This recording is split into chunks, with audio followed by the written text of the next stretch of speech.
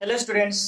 Last lecture हम लोग पढ़े थे electrophilic substitutions reactions of pyridine, जिसमें आपको बताया गया था कि इलेक्ट्रोफाइल pyridine की या तो सेकंड पोजीशन पे अटैक कर सकता है या तो थर्ड या तो फोर्थ, जिसमें आपको रिजोनेटिंग स्ट्रक्चर बना के हम एक एक करके एक्सप्लेन किए थे। वहां आपको देखे थे हम लोग कि जो सिग्मा कॉम्प्लेक्स बने थे सेकेंड पोजिशन और फोर्थ पोजिशन पे अगर इलेक्ट्रोफाइल अटैक करता था pyridine पे, तो वहां नाइट्रोजन पे पॉजिटिव चार्ज डेवलप होता था, जिसके कारण pyridine वो सिग्मा कॉम्प्लेक्स अनस्टेबल हो जाता था। ठीक, वहीं जब पोजीशन थर्ड पे अटैक करता था इलेक्ट्रोफाइल, तो नाइट्रोजन पे कोई चार्ज पॉजिटिव डेवलप नहीं होता था, क्योंकि आप जानते हैं नाइट्रोजन एक इलेक्ट्रोनेगेटिव एलिमेंट है, मोर इलेक्ट्रोनेगेटिव एलिमेंट है, even third most electronegative element in periodic table, इसलिए पॉजिटिव चार्ज बियर नहीं करना पसंद करता। ठीक, इसलिए होता क्या है कि इलेक्ट्रोफाइल जब भी अटैक करता है कि pyridine के थर्ड पोजीशन पे आसानी से अटैक करता है। जब कभी अगर थर्ड पोजीशन ब्लॉक होती है, तब जाके वो सेकंड या फोर्थ पोजीशन पे अटैक करता है इलेक्ट्रोफाइल pyridine पर। ठीक, और इलेक्ट्रोफिलिक सब्स्टिट्यूशन रिएक्शन में हम आपको बताए थे नाइट्रेशन के बारे में, उसकी मैकेनिज्म क्या होती है, सारी चीजें हम डिस्कस किए थे। ठीक, चलिए अब सीखते हैं आज हम क्या, सल्फोनेशन। सल्फोनेशन देखिए होता क्या है कि जब pyridine पर ओलियम के साथ रिएक्ट करते हैं, ओलियम मतलब होता है क्या, कंसंट्रेटेड H2SO4 और SO3 सल्फर ट्राइऑक्साइड के मिक्सचर को कहते हैं क्या, ओलियम। तो बनता था pyridine 3 सल्फोनिक एसिड का प्रोडक्ट बनता है। इसकी जो मैकेनिज्म होती है सेम टू सेम नाइट्रेशन के मैकेनिज्म से सेम होती है। ठीक, उसी के जैसी होती है। तो यहाँ मैकेनिज्म इसको सीखने की जरूरत नहीं है। और ओवरऑल पीछे के लेक्चरों में जब हम पायराल फ्यूरान ये सब पढ़े थे, तो वहां भी इन सब की मैकेनिज्म बताई गई थी। ठीक, तो चलिए देखते हैं सल्फोनेशन होता क्या है। यानी कि जब pyridine को ओलियम के साथ रिएक्ट करते हैं, तो pyridine 3 सल्फोनिक एसिड फॉर्म होता है। और यहाँ क्या होता है कि यह एक प्रकार की इलेक्ट्रोफिलिक सब्स्टिट्यूशन रिएक्शन है, मतलब हाइड्रोजन इलेक्ट्रोफाइल जो जनरेट होता है H+ उसको रिप्लेस करता है कौन, SO3- H वाला। तो क्या बन जाता है, और थर्ड पोजीशन पे अटैक करता है, इसलिए क्या बनता है, pyridine 3 सल्फोनिक एसिड का फॉर्मेशन होता है। ठीक, तो चलिए एक एक करके स्टेटमेंट लिख लेते हैं, फिर स्टेट रिएक्शंस क्या होती है। और आज हम डिस्कस करेंगे कि जितनी सारी इलेक्ट्रोफिलिक सब्स्टिट्यूशन रिएक्शन होती है pyridine के रेस्पेक्ट में क्यों होती है, क्या प्रोडक्ट बनता है, सब डिटेल से सीखेंगे। ठीक, तो चलिए लिखते हैं सल्फोनिक एसिड होता क्या है, सल्फोनेशन क्या होता है। ठीक, तो चलिए लिखें, when pyridine is when pyridine pyridine when pyridine is treated या reacted is treated with oleum. Oleum का मतलब क्या होता है, कंसंट्रेटेड H2SO4 मतलब sulphuric acid and sulphur trioxide का जो मिक्सचर होता है, इसी को क्या कहते हैं, ओलियम। ठीक, हम क्या लिखें, when pyridine is treated with oleum, then pyridine 3 sulfonic acid is produced. Then pyridine 3 sulfonic acid, 3 sulfonic acid is produced.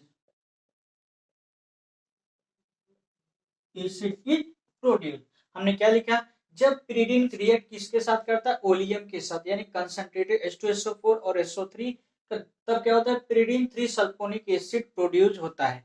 इसी रिएक्शन को कहते हैं pyridine का सल्फोनेशन, क्योंकि सल्फोनिक ग्रुप ऐड होता है pyridine के थर्ड पोजीशन पे। ठीक, तो चलिए रिएक्शन देख लेते हैं।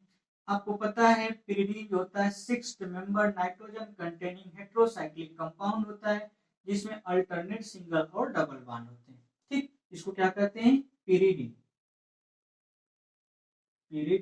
ठीक, pyridine की रिएक्शन किसके साथ कराना है, ओलियम के साथ। ओलियम फॉर कंसंट्रेटेड H2SO4 और सल्फोनिक यानी सल्फर ट्राइऑक्साइड का जो मिक्सचर होता है, इसे क्या कहते हैं, ओलियम। तो सीधा सीधा प्रोडक्ट बनता है इसके। पिरिडीन के थर्ड पोजीशन पे, थर्ड नंबर का जो कार्बन होगा वहां पे अटैक क्या करता है, सल्फोनिक एसिड यानी कि SO3H जाके ग्रुप ऐड हो जाता है। ठीक, और जो यहाँ बनता है इसका क्या नाम होगा, पिरिडीन 3 सल्फोनिक एसिड, क्योंकि थर्ड पोजीशन पे सल्फोनिक ग्रुप जुड़ा है किसके, पिरिडीन से। इसका क्या नाम होगा, पिरिडीन 3 सल्फोनिक एसिड, ये प्रोडक्ट बनता है। अगर देखिए मैकेनिज्म की बात करें तो मैकेनिज्म ठीक वैसे ही होगा 3 स्टेपों में।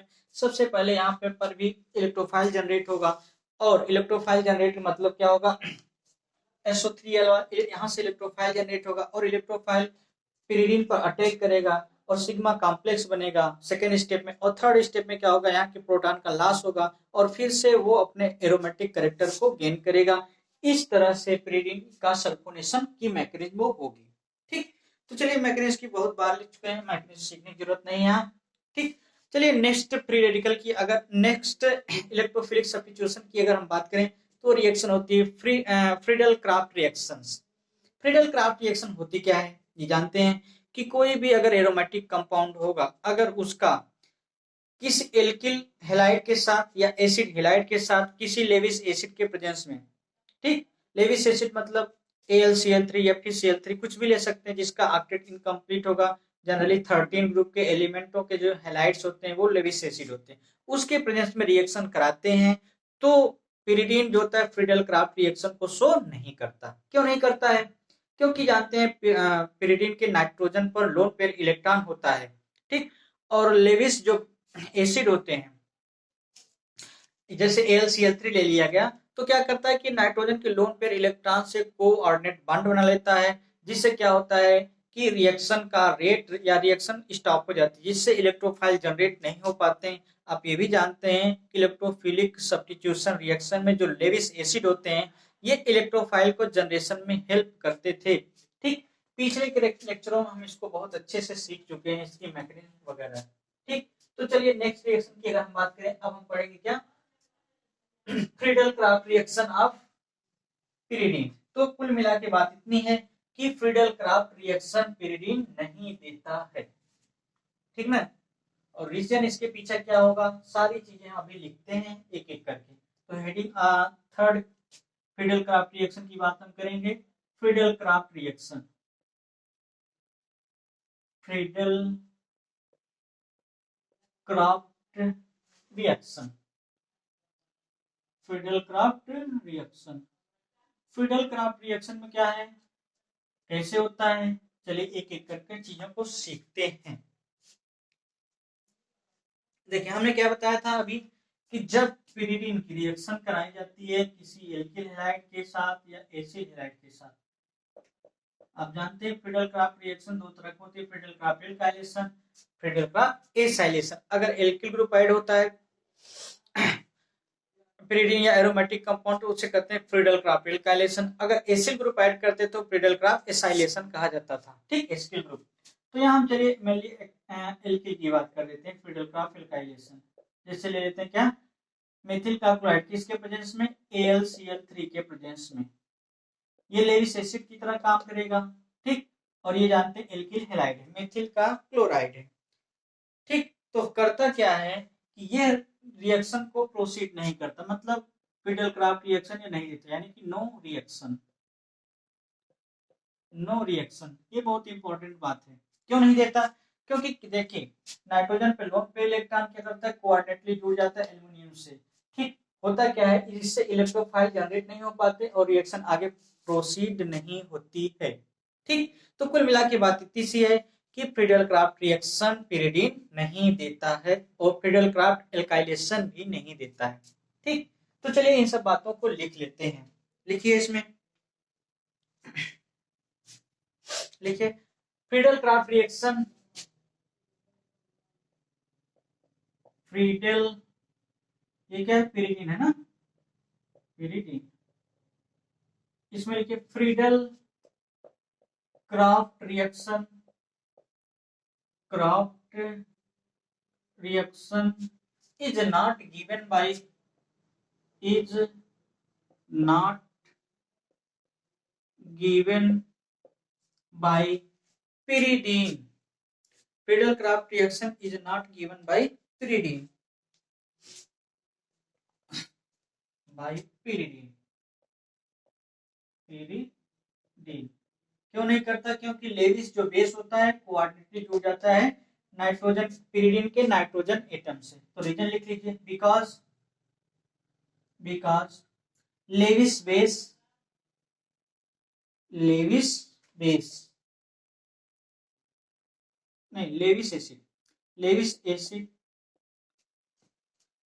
लेविस एसिड जैसे यहाँ पे क्या लिया गया था AlCl3 Lewis acid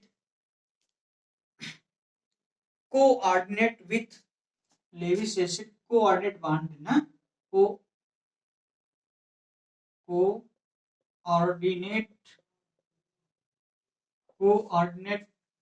with nitrogen of pyridine coordinate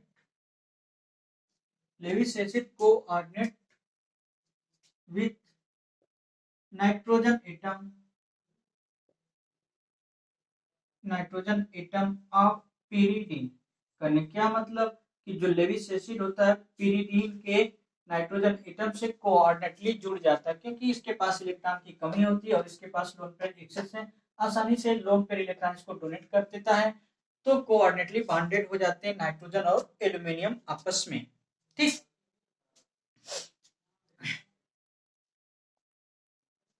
तो इसको लिख लीजिए।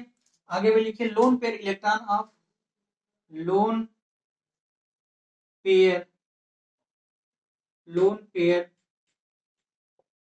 Electron of pyridine is localized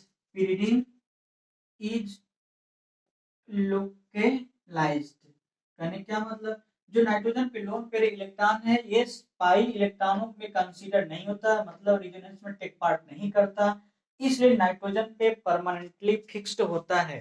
ठीक, यही बात लिखा है। Lone pair electron of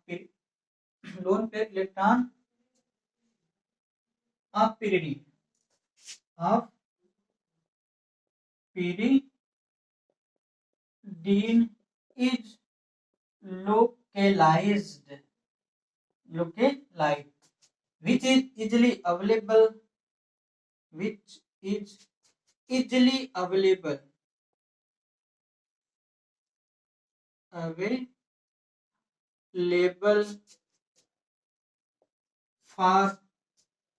easily available for coordination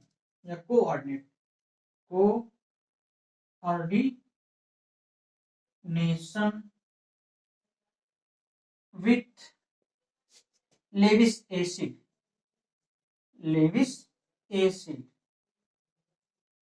AlCl3 के साथ, क्योंकि AlCl3 लेविस एसिड यहाँ लिया गया था। तो इसका क्या मतलब होता है कि pyridine जो होता है फ्रीडल-क्राफ्ट रिएक्शन नहीं देता है। क्यों नहीं देता? क्योंकि लेविस एसिड के साथ आसानी से pyridine का नाइट्रोजन आपस में कोऑर्डिनेटली जुड़ जाता है, जिससे इलेक्ट्रोफाइल के जनरेशन में डिफिकल्टी आ जाती है या जनरेट नहीं हो पाता है, इसलिए फ्रीडल-क्राफ्ट रिएक्शन या एल्काइलेशन नहीं हो पाता या एसाइलेशन नहीं हो पाता, इसलिए फ्रीडल-क्राफ्ट रिएक्शन पॉसिबल नहीं होता है इन केस ऑफ pyridine।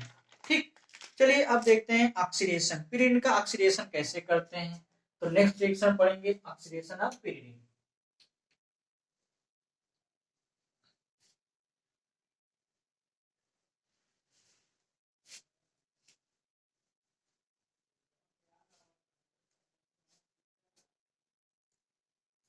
चलिए हेडिंग लिखिए, oxidation of pyridine। Oxidation of pyridine का ऑक्सीडेशन। देखिए pyridine के ऑक्सीडेशन की अगर हम बात करते हैं तो कैसे करेंगे, देखिए होगा क्या,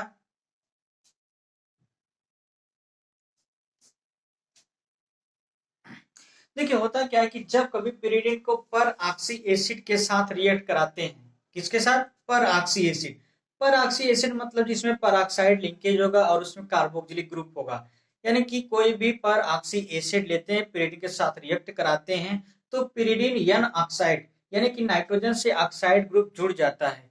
कहने का मतलब, और एक चीज और कि यह जो ऑक्साइड जुड़ता है यह इलेक्ट्रॉन डोनेटिंग का काम करता है पिरिडिन रिंग को, जिससे इलेक्ट्रोफाइल के लिए या इलेक्ट्रोफिलिक सब्स्टिट्यूशन रिएक्शन के लिए ज्यादा रिएक्टिव हो जाता है एज कंपेयर टू पिरिडिन। तो कहने का क्या मतलब, पिरिडिन एन ऑक्साइड जो बना था ऑक्सीडेशन के बाद, उसकी रिएक्टिविटी पिरिडिन से ज्यादा होती है, किसके लिए, इलेक्ट्रोफिलिक सब्स्टिट्यूशन के लिए। ठीक, तो चलिए देख लेते हैं स्टेटमेंट में क्या रिएक्शन है, कैसे है, तो सारी चीजें समझ आने लगेंगी। तो पहले स्टेटमेंट के इसको लिख लीजिए, लिखिए।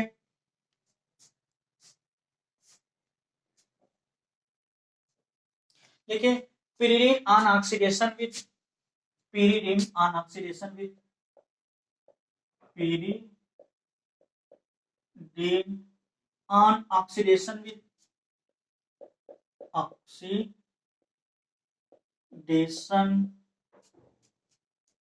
per acid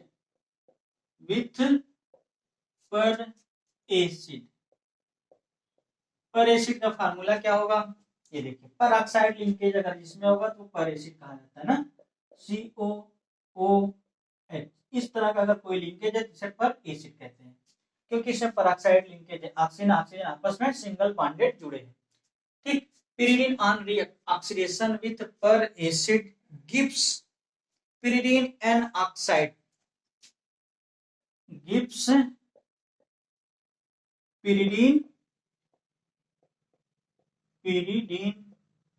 N oxide, pyridine N oxide का फॉर्मेशन होता है। ठीक, कैसे होता है, क्या होता है, चलिए सीखते हैं। देखिए क्या, ये तो आप जानते हैं ये pyridine होता है। ठीक, alternate single and double bond, इसको क्या कहते हैं, pyridine। pyridine की रिएक्शन किसी पर एसिड के साथ कर दें, पर एसिड मतलब इसमें कोई ऐसा एसिड जिसमें पर ऑक्साइड लिंकेज होगा, तो उसे क्या कहेंगे, पर एसिड। पर एसिड के साथ अगर ये रिएक्ट करेगा तो क्या बन जाता है, pyridine एन ऑक्साइड, यानी कि नाइट्रोजन से जुड़कर ऑक्सीजन जुड़ जाता है, तो उसे क्या कहते हैं, पर एसिड। और यहां से यानी कि pyridine एन ऑक्साइड बनेगा। pyridine एन ऑक्साइड कैसे होता है, यहां देख लिया। ठीक, लोन पेयर यहां से आके ऑक्सीजन से सिंगल निगेटिवली चार्ज हो जाता है, नाइट्रोजन पॉजिटिव चार्ज हो जाता है। एक चीज देखिए, अगर किसी भी एटम पे पॉजिटिव चार्ज आता है तो इसका मतलब उसकी कोवैलेंसी एक बढ़ जाती है। ठीक, अगर किसी भी एटम पे नेगेटिव चार्ज आती है तो उसका एक कोवैलेंसी घट जाता है। देखिए, नाइट्रोजन जनरली कितने बॉन्ड बनाता है, 3 बॉन्ड। तो नाइट्रोजन पॉजिटिव चार्ज लगने का क्या मतलब है, ये 4 बॉन्ड बना के स्टेबल हो गया। वहीं ऑक्सीजन जनरली कितने बॉन्ड बनाता है, 2, यानी कि बाइवेलेंट होता है, 2 बॉन्ड बनाता है। नेगेटिव चार्ज होने से 1 बॉन्ड हो गया। ठीक, तो यहाँ एसिड कहां से आया था, ऑक्सीजन, ये पर नाइट्रोजन, इसको क्या कहते हैं, pyridine N oxide. N oxide का मतलब नाइट्रोजन से जुड़ा ऑक्साइड है ना, एन ऑक्साइड, इसको क्या कहते हैं, pyridine एन ऑक्साइड। अब आप देख रहे हैं जो ऑक्सीजन एटम आया है वो पर एसिड से आया, क्योंकि पर एसिड एक इलेक्ट्रॉन रिच कंपाउंड होता है जो ऑक्सीजन को डोनेट करने की टेंडेंसी रखता है। ठीक, जब यहां से एक एसिड निकल जाएगा तो बाई प्रोडक्ट में क्या बचेगा, R C double bond O O H. एक एसिड जो होता है कार्बोक्सिलिक एसिड, ठीक, वो बाई प्रोडक्ट में रिलीज हो जाता है। ठीक ना, और जो बचेगा ये क्या होगा, pyridine एन ऑक्साइड होगा। ठीक, अब बात आती है pyridine एन ऑक्साइड, ये क्या होता है। pyridine जो एन ऑक्साइड होता है वो इलेक्ट्रोफाइल के लिए ज्यादा स्टेप, मतलब रिएक्टिविटी उसकी ज्यादा होती है। pyridine एन ऑक्साइड की इलेक्ट्रोफाइल की रिएक्टिविटी ज्यादा होती है एज कंपेयर टू pyridine। क्यों, क्योंकि जो ओ निगेटिव है, ओ निगेटिव इलेक्ट्रॉन डोनेटिंग का काम करता है। जब इलेक्ट्रॉन डोनेट करेगा तो रिंग को इलेक्ट्रॉन ज्यादा हो जाएंगे। इलेक्ट्रॉन पे रिंग कहां कहां पर बढ़ेंगे, इस पोजीशन या इस पोजीशन पे। ठीक, तो ओवरऑल इलेक्ट्रोफाइल आसानी से इस पे अटैक कर पाएगा, किसके कारण, pyridine एन ऑक्साइड के कारण। ठीक, तो इसीलिए कहा जाता है pyridine जो एन ऑक्साइड की रिएक्टिविटी इलेक्ट्रोफाइल के लिए ज्यादा होती है एज कंपेयर टू pyridine के लिए। ठीक, तो चलिए इसी बात को हम स्टेटमेंट के रूप में लिख लेते हैं, तो काफी ज्यादा इंपॉर्टेंट होगा, क्योंकि जो O निगेटिव होगा ये प्लस आई इफेक्ट की तरह काम करता है, जिससे इलेक्ट्रॉन को डोनेट करता है, क्योंकि इलेक्ट्रॉन रिच कंपाउंड होता है O निगेटिव। ठीक, चलिए इस बात को लिखते हैं।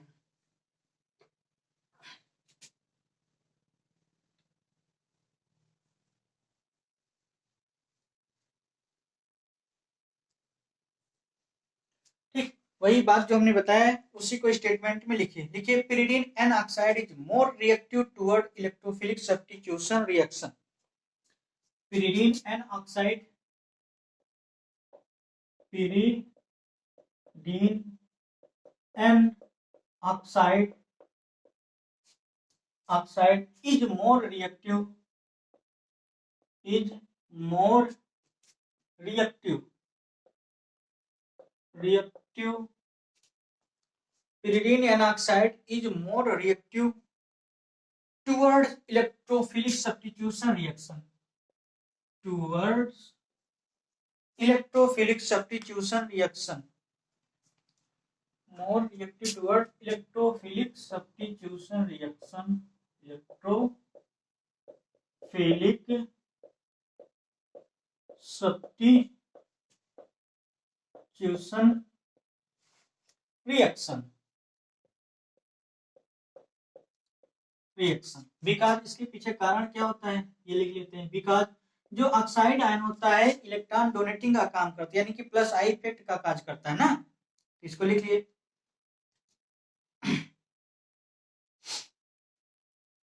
ठीक, तो बिकॉज ओ निगेटिव यानी कि ऑक्साइड पे जो निगेटिव चार्ज के कारण pyridine N oxide is plus I effect, plus I effect मतलब जो इलेक्ट्रॉन को अपने से दूर भेजता है वो प्लस आई होता है, अगर इलेक्ट्रॉन को अपनी तरफ विथड्रा करता है तो माइनस आई इफेक्ट होता है। ठीक, O negative is plus I effect causing group,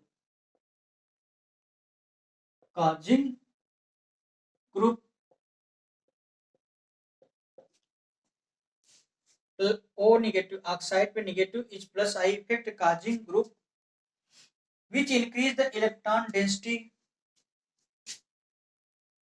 which increase the electron density, increase the electron density, electron density, ये इलेक्ट्रॉन डेंसिटी को बढ़ाता है।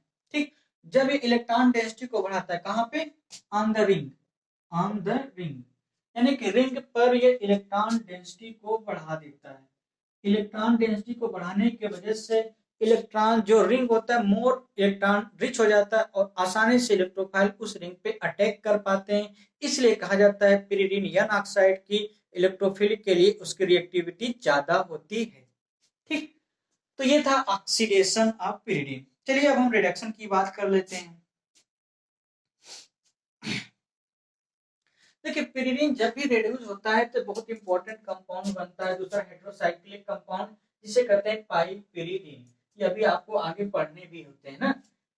होता क्या है कि pyridine जो होता है जब भी रिएक्ट करेगा किससे, कैटालिटिक रिडक्शन अगर pyridine का किया जाए निकेल प्लेटिनम पैलेडियम के साथ, तो क्या होता है pyridine पाइपिरिडीन प्रोड्यूस हो जाता है, यानी कि जो तीन डबल बॉन्ड थे सारे के सारे वो हाइड्रोजन से रिड्यूस कर दिए जाते हैं, यानी कि सब सैचुरेटेड कंपाउंड मिलता है। ठीक, तो क्या pyridine का जब भी रिडक्शन करेंगे कैटालिटिक रिडक्शन तो हमेशा क्या बनेगा, पाइपिरिडीन बनेगा। ठीक, तो चलिए नेक्स्ट हेडिंग लिखेंगे क्या, reduction of pyridine, reduction of pyridine, pyridine का रिडक्शन की बात अगर हम करते हैं तो कैसे होगा, क्या बनेगा, ये सारी चीजें। तो चलिए पहले स्टेटमेंट लिख लेते हैं फिर रिएक्शन की बात करते हैं। देखिए pyridine on catalytic reduction give pyridine, pyridine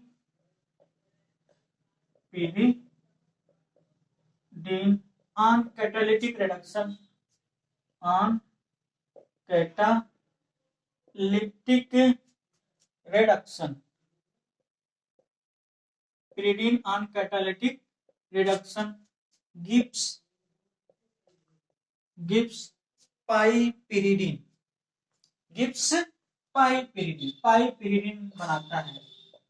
पाइपिरिडिन एक सैचुरेटेड कंपाउंड होता है, मतलब सब सिंगल बॉन्डेड होता है। वहीं पिरिडिन में आपने देखा था ठीक 6 मेंबर हेटेरोसाइक्लिक कंपाउंड और 3 पाई बॉन्ड होते हैं। ठीक, चलिए रिएक्शन की बात करते हैं। रिएक्शन की अगर बात करते हैं तो आपको पता है ये जो कंपाउंड हम यहाँ बना रहे हैं double single double single double, इसको क्या कहते हैं? पिरिडीन, है ना? पिरिडीन, पिरिडीन का अगर हाइड्रोजन से रिएक्शन करा दिया जाता है यानी कि रिडक्शन प्रोसेस होगा किसके साथ में? निकेल के साथ कर दें या प्लेटिनम या पैलेडियम, मतलब किसी भी कैटलिस्ट के साथ। तो यहाँ निकेल जब हाइड्रोजन के फॉर्म में रहेगा, निकेल पाउडर फॉर्म में रहेगा, तो उसे कहते हैं क्या? Raney nickel. ठीक, इसको क्या कहते हैं? रेने निकेल भी कहते हैं, रेने निकल, जो कि बहुत तेजी से रिएक्ट करता है। रेने निकल के प्रेजेंस में यह रिड्यूस हो जाता है और रिड्यूस होके एक सैचुरेटेड कंपाउंड बनाता है और इस तरह से पाइपिरिडिन उसे कहेंगे। ये बनता है जो कंपाउंड, क्या कहते हैं? पाइपिरिडिन। पाइपिरिडिन जो होता है ये सैचुरेटेड होता है। अब यहाँ पर बात आती है, जब एक डबल बॉन्ड टूटेगा तो हाइड्रोजन एटम की जरूरत पड़ेगी, यानी एक मॉलिक्यूल इसी तरह यहाँ इसी तरह यहाँ, तो ओवरऑल टूल कितने हाइड्रोजन मॉलिक्यूल की नेसेसिटी होंगे? 3 हाइड्रोजन मॉलिक्यूल या 6 हाइड्रोजन एटम की रिक्वायरमेंट होती है कंप्लीटली डबल बॉन्ड को सिंगल बॉन्ड में कन्वर्ट करने के लिए, यानी कि अनसैचुरेटेड कंडीशन से सैचुरेटेड कंडीशन में आने के लिए पिरिडीन को पाइपिरिडिन में 3 हाइड्रोजन की मॉलिक्यूल की जरूरत होती है या 6 हाइड्रोजन एटम की रिक्वायरमेंट होती है। ठीक, तो ये था क्या? Reduction of pyridine. ठीक, आपने क्या सीखा? ऑक्सीडेशन ऑफ पिरिडीन से क्या बनता है, रिडक्शन ऑफ पिरिडीन से क्या बनते हैं, ये बहुत इंपॉर्टेंट कंपाउंड है। चलिए अब देखते हैं बर्च रिडक्शन क्या होता है। नेक्स्ट रिडक्शन पढ़ते हैं, बर्च रिडक्शन।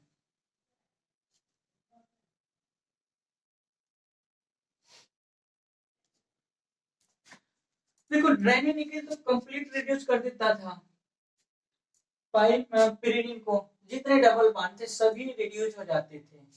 ठीक, बर्च रिडक्शन थोड़ा सा कम स्ट्रांग रिड्यूसिंग एजेंट होता है, यानी कि ये बहुत ही इंपॉर्टेंट है। Birch reduction, reduction of pyridine, pyridine का हम बर्च रिडक्शन की बात करते हैं, इसमें बनेगा क्या? Pyridine.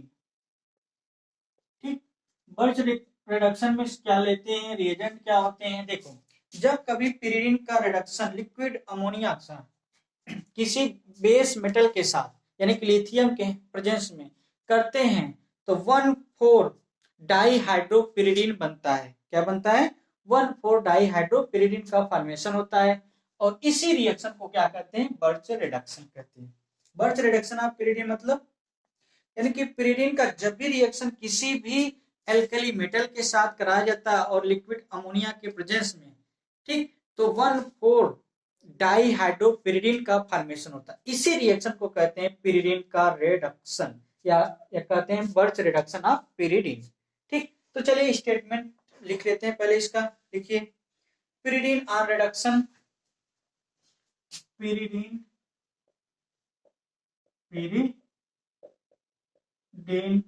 On reduction, on reduction, pyridine on reduction with alkali metal, with alkali metal, alkali metal in presence of liquid ammonia, liquid ammonia मतलब NH3, लिक्विड NH3 के प्रेजेंस में पिरिडिन का अगर किसी एल्कली मेटल के साथ अगर रिड्यूस करते हैं, रिडक्शन करते हैं, तो क्या बनता है? 1,4 डाइहाइड्रोपिरिडिन बनता है। ठीक, तो लिख देंगे गिब्स 1,4 डाई हाइड्रो पिरिडीन का फॉर्मेशन होता है, पिरिडीन का फॉर्मेशन होता है। ठीक, इसी रिएक्शन को कहते हैं बर्च रिडक्शन ऑफ पिरिडीन। तो चलिए देखते हैं इसमें प्रोडक्ट क्या बनेगा, कैसे नाम रखते हैं, क्यों इसको 1,4 डाइहाइड्रोपिरिडीन कहा गया। देखिए आपको तो ये पता है ये पिरिडीन है, ठीक, double single double single double alternate single and double bond, इसको क्या कहते हैं, पिरिडीन। ठीक, पिरिडीन का रिएक्शन किसी भी मेटल के साथ, alkali metal, alkali metal, alkali metal, alkali metal में क्या ले लिया गया, लिथियम, ठीक, लिथियम, और लिक्विड अमोनिया के साथ, लिक्विड अमोनिया के साथ करते हैं तो नाइट्रोजन के पहले पहले नाइट्रोजन पे हाइड्रोजन और यहाँ फोर्थ पोजीशन पे हाइड्रोजन जाके ऐड हो जाता है। तो पहले और फोर्थ पोजीशन पे जाके हाइड्रोजन जुड़ता है, यानी कि वहां उसका रिडक्शन होता है। ठीक, पहला पोजीशन, और आपको तो पता है हर कार्नर पे एक एक हाइड्रोजन पहले से होते हैं इसमें, ठीक ना। अब होता है क्या कि कैसे बांडों का अरेंजमेंट हो जाता है, ये चीजें सीखना है। पहले तो जान जाइए इसका नाम कैसे पड़ा, ये पहली पोजीशन, ये सेकंड पोजीशन, ये थर्ड पोजीशन, ये फोर्थ पोजीशन। तो पहले पोजीशन और फोर्थ पोजीशन पे एक एक हाइड्रोजन जाके ऐड होगा, इसलिए 2 हाइड्रोजन हो गए। और किस पोजीशन पे, 1 और 4, क्या कहा गया, 1,4 डाई हाइड्रो 1,4 डाई हाइड्रोपिरिडीन, पिरिडीन, ये आपका प्रोडक्ट मिलता है 1,4 डाई हाइड्रोपिरिडीन। अब ये प्रोडक्ट कैसे बना, कैसे बॉन्ड रीअरेंज हुए, इसको ध्यान से देखिए।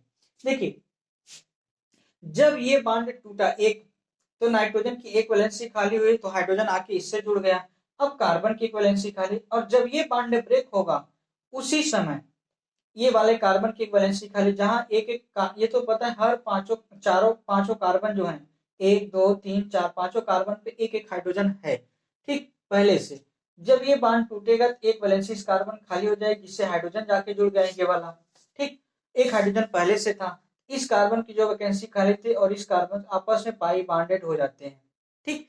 इस तरह से ओवरऑल कहने का मतलब बॉन्डों का रीअरेंज हो जाता है, ओवरऑल 2 पाई बॉन्ड बचते हैं, एक पाई बॉन्ड रिमूव हो जाता है। कैसे हो जाता है फिर से देखिए, ठीक, जब इसमें होमोलिटिक फिजन होता है तो एक एक, तो यहाँ कार्बन की एक वैलेंसी खाली हुई एक नाइट्रोजन की, तो यहाँ हाइड्रोजन आके जुड़ गया, अभी कार्बन की वैलेंसी एक खाली है, ठीक, ये भी बॉन्ड ब्रेक होगा इस तरह, ये भी, तो यहाँ हाइड्रोजन आके जुड़ जाएगा, कार्बन की वैलेंसी खाली है, तो कार्बन इन दोनों कार्बनों का अपना ऑक्टेट कंप्लीट करने के लिए बॉन्ड क्या करेंगे, शिफ्ट कर देंगे, ठीक। और इस तरह से इस पोजीशन पे first second fourth fifth, fifth और सिक्स के बीच में एक पाई बॉन्ड बन जाता है, ठीक। इससे जो कंपाउंड बनता है इसी को कहते हैं 1,4 डाई हाइड्रोपिरिडीन, ठीक ना। चलिए ये रिएक्शन बहुत इंपॉर्टेंट है, हम इसकी मैकेनिज्म भी सीख लेते हैं क्योंकि नेम रिएक्शन है ना, कैसे मैकेनिज्म है इसके बारे में डिटेल से डिस्कस करते हैं, तो आप अच्छे से सीख पाएंगे बांडों का अरेंजमेंट कैसे हुआ, कैसे बांड ब्रेक हुए, कैसे बने हैं, है ना। ठीक है, तो लिखते हैं बर्च रिडक्शन की मैकेनिज्म के साथ सीखते हैं।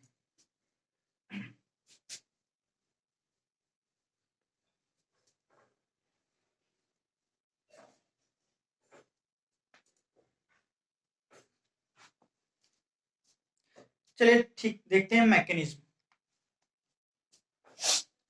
इसके मैकेनिज्म की बात अगर हम करें, मैकेनिज्म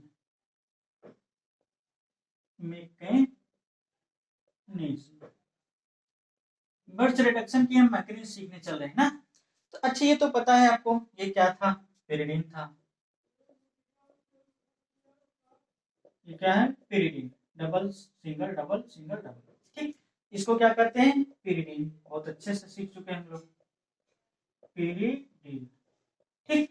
पिरिडीन क्या करता है, पिरिडीन का किसी भी के साथ रिएक्शन करते हैं तो यहाँ होमोलिटिक बॉन्ड फिजन होता है, होमोलिटिक बॉन्ड फिजन में फ्री रेडिकल जनरेट होते हैं, है ना। फ्री रेडिकल जनरेट होने का क्या मतलब है, कैसे होगा ये देखिए। जैसे आपको तो ये पता है कि ये पाई बॉन्ड है, तो जब होमोलिटिक बॉन्ड फिजन होगा तो क्या करेगा, एक इलेक्ट्रॉन ये नाइट्रोजन ले लेगा, है ना, और एक इलेक्ट्रॉन ये कार्बन सेंटर ले लेगा, इस तरह से एक ऑड इलेक्ट्रॉन सिस्टम डेवलप होगा, एक नाइट्रोजन पर और एक कार्बन पर, जो 6 नंबर का पोजीशन है, यानी कि first position, second position, third position, fourth, fifth और सिक्स्थ पोजीशन। यानी कि पहले पोजीशन पे नाइट्रोजन है, उस पर फ्री रेडिकल जनरेट हुआ, और 6 पोजीशन पे जो कार्बन है उन दोनों के पास एक एक फ्री रेडिकल जनरेट हो गया, है ना। अभी भी आप देख रहे हैं यहाँ पर पाई बॉन्ड है और यहाँ भी पाई बॉन्ड है।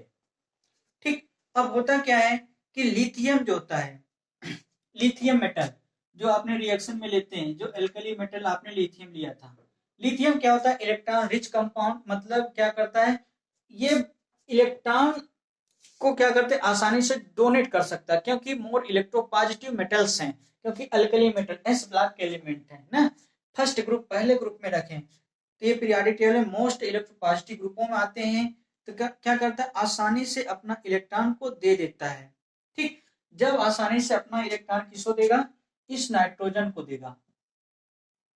क्या करता है, अपने इलेक्ट्रॉन को ये डोनेट करता है ना। लिथियम जब अपना इलेक्ट्रॉन डोनेट करेगा तो नाइट्रोजन पे कौन सा चार्ज आ जाएगा, निगेटिव चार्ज, क्योंकि एक इलेक्ट्रॉन इस लिथियम का एक्सेप्ट किसने किया है, नाइट्रोजन एटम, और लिथियम पे कौन सा चार्ज आएगा, पॉजिटिव। तो ओवरऑल लिथियम रिलीज हो जाता है किसमें, Li+ के फॉर्म में रिलीज हो जाता है। ठीक, और नाइट्रोजन कौन सा चार्ज एक्वायर कर लेता है, निगेटिव चार्ज।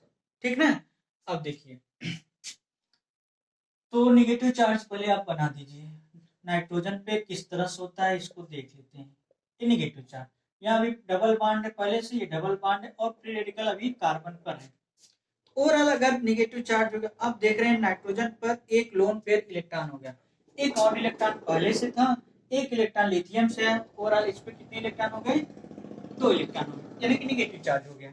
ठीक, अब क्या करता है कि ये आसानी से प्रोटॉनों से रिएक्ट करता है, आसानी से H+ से, क्योंकि H+ पे कोई इलेक्ट्रॉन नहीं होता, और इसको नाइट्रोजन से बॉन्ड बनाने के लिए कितने इलेक्ट्रॉन चाहिए होते हैं, 2 इलेक्ट्रॉन चाहिए होते हैं एक कोवैलेंट बॉन्ड बनाने के लिए।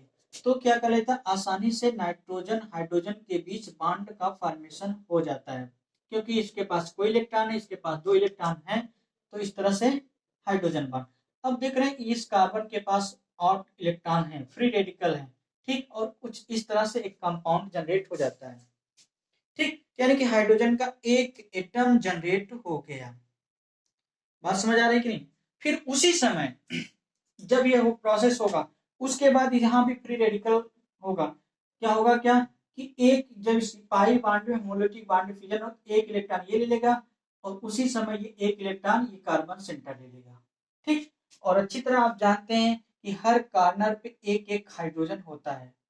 अरे इस कॉर्नर पे हाइड्रोजन होगा, एक एक हाइड्रोजन सभी कॉर्नर पे होगा, तभी कार्बन की वैलेंसी कंप्लीट होगी, टेट्रावैलेंट तभी हो पाएगा। ठीक है, अब देखो, यानी कि जब एक बॉन्ड ब्रेक हुआ तो आप देख रहे हैं कि यहाँ पर भी ऑड इलेक्ट्रॉन डेवलप हो जाएगा इस कार्बन सेंटर पे, और इस कार्बन सेंटर पर भी ऑड इलेक्ट्रॉन डेवलप होगा। ठीक, जब इस सेंटर पे ऑड इलेक्ट्रॉन डेवलप होगा तो कैसे क्या कुछ होगा, ये चीजों को देखते हैं। यानी कि अब देख रहे हैं आप, यहाँ पे नाइट्रोजन है, नाइट्रोजन जुड़ा हाइड्रोजन है, इसके पास कार्बन सेंटर फ्री रेडिकल, जब होमोलैटिक बॉन्ड पे इस कार्बन सेंटर पर भी फ्री रेडिकल, ये एक हाइड्रोजन पहले से जुड़ा होता है। अरे आप जानते हैं हर कॉर्नर पे एक हाइड्रोजन है, तो हमने शो कर दिया। अब इस कार्बन पर फ्री रेडिकल भी जनरेट है, होमोलैटिक बॉन्ड फ्यूजन के कारण आया जो। ठीक, और यहाँ एक क्या है, पाई बॉन्ड पहले से था। अब करता क्या है ये, अब ये क्या करेगा कि जो फ्री रेडिकल है ना, इलेक्ट्रॉन क्या करेगा, इस लिथियम, फिर से मेटल जो लिथियम है, फिर से इसको अपना एक इलेक्ट्रॉन देगा। तो नेक्स्ट आगे देखिए, जो लिथियम मेटल है, लिथियम मेटल करेगा क्या, अपना एक इलेक्ट्रॉन इस सेंटर को दे देगा। जब अपना इलेक्ट्रॉन इस सेंटर को दे देगा तो ये किसमें फिर से रिलीज होगा, Li+ के फॉर्म में रिलीज हो जाएगा। जब ये Li+ के फॉर्म में रिलीज होगा तो आप देख रहे हैं ये सेंटर अब निगेटिव चार्ज हो जाएगा। ठीक, निगेटिवली चार्ज, क्योंकि लिथियम से एक इलेक्ट्रॉन को ये कार्बन नंबर 4 वाला इलेक्ट्रॉन को लिया, एक हाइड्रोजन पहले जुड़ा है, या डबल बॉन्ड था या फ्री रेडिकल था, इससे हाइड्रोजन नाइट्रोजन पहले जुड़ा है। ठीक, अब इस पे क्या होगा, निगेटिव चार्ज का मतलब एक lone pair electron. Lone pair electron कहां से आ गया, एक इलेक्ट्रॉन इसके पास और था, एक इलेक्ट्रॉन कहां से लिया, लिथियम से लिया। अब देख रहे हैं कि इसके बीच में क्या है, फ्री रेडिकल है, और आप जानते हैं कि इसका ऑक्टेट कंप्लीट नहीं, ये भी दोनों आपस में ऑक्टेट कंप्लीट करने के लिए एक पाई बॉन्ड का फॉर्मेशन कर लेते हैं। ठीक, इस तरह से एक एनायन जनरेट हो गया। अब ये क्या करता है, जब मीडियम में आप जानते हैं रिडक्शन हो तो आसानी से प्रोटॉन रहेगा, तो प्रोटॉन आसानी से फिर से अटैक करके यहाँ अटैक करके क्या कर देता है कि कार्बन हाइड्रोजन का नया बॉन्ड का फॉर्मेशन कर लेता है। ठीक, जब कार्बन हाइड्रोजन के बीच का बॉन्ड बन जाएगा तो इस तरह से एक हाइड्रोजन पहले से था, दूसरा हाइड्रोजन अब आके जुड़ गया, और जो कंपाउंड बना कुछ इस तरह से, और यहाँ पहले से नाइट्रोजन हाइड्रोजन के बीच बॉन्ड था, यहाँ डबल था, यहाँ डबल था। ठीक, अब देखिए यही जो प्रोडक्ट बनता है इसी को कहते हैं 1,4 डाई हाइड्रो, क्या कहते हैं, पिरिडीन। ठीक, क्योंकि पहले पोजीशन 1 2 3 4, पहले पोजीशन और फोर्थ पोजीशन पे हाइड्रोजन आके ऐड हुआ है, तो इसका नाम क्या होगा, 1,4 डाई हाइड्रो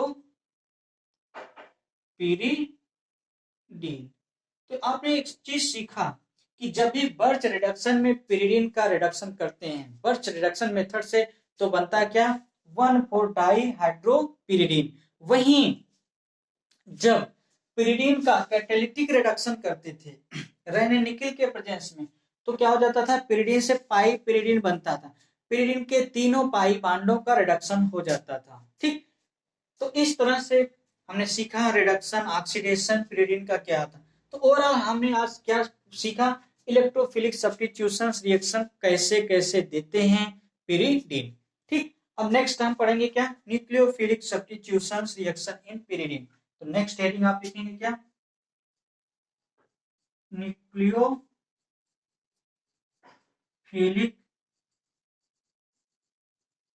सब्स्टिट्यूशन रिएक्शन।